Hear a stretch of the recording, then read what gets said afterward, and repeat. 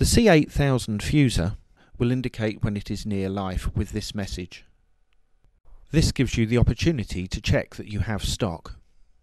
When the fuser has expired on the C8000, then you need to replace it, and this message will be displayed in the window. Remove the C8000 fuser unit from its packaging. Always use genuine Oki consumables which have the hologram marked on the outside of the box.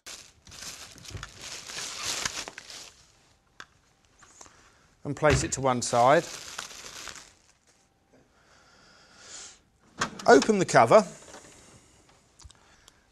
Take the alcohol wipe and clean the 4 LED heads. Any build-up of toner or dirt on the LED heads will cause a degradation in print quality. Flick the blue locking lever to the vertical position and lift the fuser from the machine. Replace with the new fuser